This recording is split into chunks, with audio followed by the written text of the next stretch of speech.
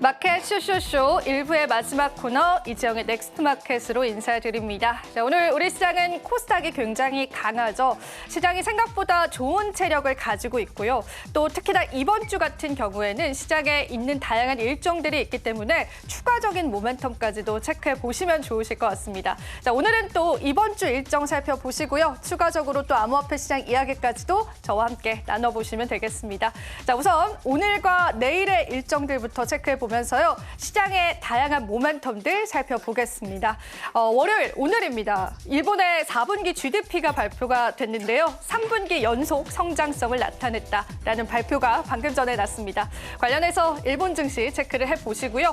그리고 오늘 두산 에너빌리티의 실적 발표가 나는데요. 이미 시장의 잠정 예상치는 나왔습니다. 그러니까 작년 대비해서는 실적은 좋지 않을 것으로 보이는데 그래도 컨센 대비해서는 실적은 상향할 것으로 시장에서는 내다보고 있습니다. 자, 그리고 지금 국회 반도체 특별법에 관한 논의가 진행 중입니다. 그에 따라서 우리가 52주 근로자 시간에 관해서 과연 이 부분이 철폐가 될지, 반도체와 같은 고부가가치 산업 쪽에 관한 이런 시간 제한이 없어질지의 여부들도 중요할 텐데요. 거기에 추가적으로 반도체 세법 관련해서도 지금 현재 논의 중이기 때문에 관련한 내용 체크해 보시면서 반도체 관련주들의 흐름들도 살펴보시면 좋겠습니다. 내일 일정이 좀 중요할 것 같습니다. 내일 같은 경우에는 삼성전자의 이사회가 있습니다.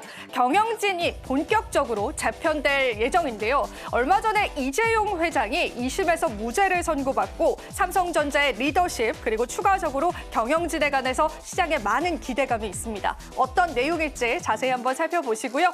그리고 내일 2025년 퀀텀 코리아의 조직위원회도 개최가 됩니다. 양자 컴퓨터 관련한 국내 산업적인 어떤 동향들 보여질지 살펴보시면 좋겠습니다.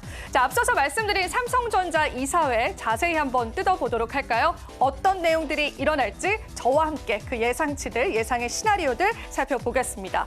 삼성전자가 실제로 30% 이상을 반도체 전문가로 채우겠다라고 이야기를 했습니다. TSMC와 비교를 해봤을 때도 삼성전자의 이사회 구성은요, 반도체 관련 전문가가 너무나 없었습니다. 지금 현재 총 9명의 이사회가 선임되어 있는데요. 제가 정리를 해봤습니다. DX, 그러니까 가전 쪽에 있는 부문장이 현재 선임되어 있고요. 그리고 MX, 메모리 사업부장. 이 메모리 사업부장이 반도체 관련한 사업부장 중에는 유일합니다.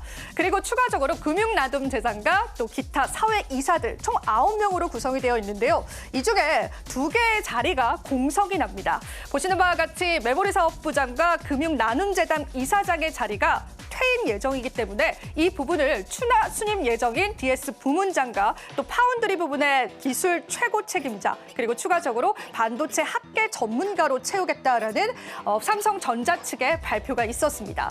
실제로 이 맥락만 보시더라도요, 이 시장에서는 시장이 원하는 대로 앞으로 반도체의 기술 경쟁력은 삼성전자가 어떻게 가져갈 것이냐가 굉장히 중요해지겠죠. 그러한 시장의 인식들을 반영한 것으로 보입니다. 지금 현재 기술적으로 SK하이닉스와도 어느 정도의 격차를 나타내고 있고요. CXL 부분에 관해서도 SK하이닉스는 3분기부터 실질적인 양산에 돌입한다라고 하는데요. 그 부분에 따른 삼성전자의 뒤처짐 이야기들도 나오고 있습니다. 보이시는 것처럼 현재 이사회에서 추가 선임 예정인 인물들만 보시더라도 반도체 관련한 그러한 전문가들이 상당히 많습니다. 그래서 앞으로 삼성전자의 이사회 측에 관한 다양한 변동이 있을 경우에 삼성전자 주가 그리고 나아가서는 삼성전자의 반도체 사업 부분에 관한 청사진을 우리가 제시할 수 있다라고 보시면 되겠습니다. 이 일정들 체크해 보시면서요. 당장 시장을 움직일 만한 뉴스는 아니지만 앞으로 삼성전자에 관한 주가의 방향성을 나타낼 뉴스니까 살펴보시면 좋으실 것 같습니다.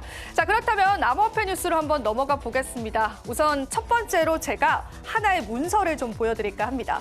실제 SEC에 제출된 문서인데요. 이 문서 같은 경우에는 미국에 있는 기업들은 분기별로 포트폴리오가 변경된 부분을 미국의 증권거래위원회에 제출해야 합니다.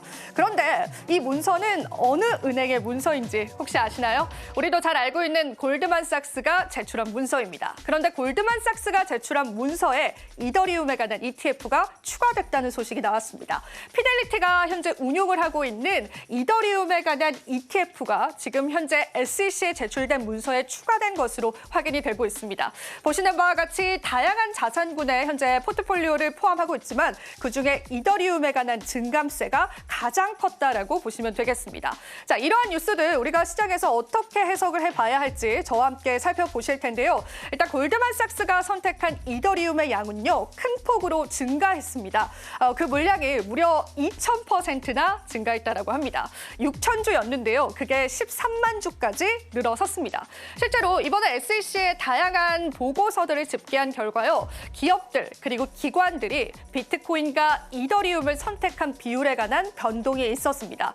비트코인 현물 ETF 보유량 같은 경우에는 전분기에는 22.3%였는데요. 올해 4분기, 그러니까 작년 4분기에는 오히려 소폭 감소한 것으로 확인이 됐고요. 대신에 이더리움 같은 경우에는 전분기가 4.8%인데 4분기 같은 경우에는 14.5%로 큰 폭으로 올라섰습니다. 그러니까 쉽게 이야기를 하자면 지금 기관들이 주목하는 건 이더리움의 ETF다라는 측면에서 여러분들이 이 헤드라인들 체크해 보시면 좋으실 것 같습니다. 자, 그렇다면은 지금 현재 암호화폐 시황도 살펴보시면서요, 저와 함께 시장 흐름들 보다 자세히 살펴보시겠습니다. 자, 오늘 암호화폐는 어떤 흐름들 이어져 오고 있을까요? 사실상 주말 사이에는요, 비트코인이 상승 국면을 나타내기도 했었는데요. 오늘 아시아 증시 개장하면서는 다시금 조정 국면을 나타낸 것이 확인되고 있습니다.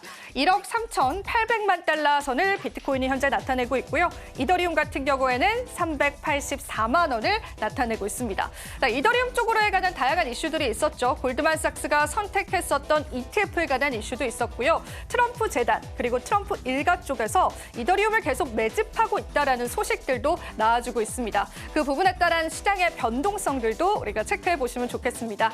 자, 리플도 보겠습니다. 리플은 주요한 지지선들을 계속 유지를 해주면서요, 리플 코인에 관한 전망치들도 상당히 좋습니다. 얼마 전에 ETF 출시에 관한 기대감들도 시장에 나오고 있는 만큼 추가 상승 여력들 체크해 보시면 좋겠지만, 그래도 우리가 간밤에는 리플 코인 같은 경우에는 시가총액 3위를 차지하면서도 4%의 조정이 있었습니다. 그 조정 국면에서 추가 하락이 있을지의 여부들도 살펴보시면 좋겠습니다.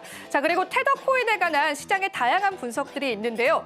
지금 현재 미국 행정부에서 스테이블 코인 법안에 관해서 촉구하고 나섰죠. 그 부분에 관한 테더의 영향력들이 있을 것으로 풀이가 되고 있고요. 하지만 테더 코인은 리플 코인보다 시가총액 하위를 차지하고 있는 모습까지도 확인이 됩니다. 리플도 스테이블 코인을 출시했기 때문에 리플의 스테이블 코인과 테더의 스테이블 코인 간의 경쟁 구도 역시도 심화될 것으로 현재 시장은 내다보고 있습니다. 자, 솔라나 코인 보겠습니다. 6%의 낙폭을 겪었습니다. 그리고 최근에는 도지코인과 같은 밈코인의 조정이 상당히 큽니다.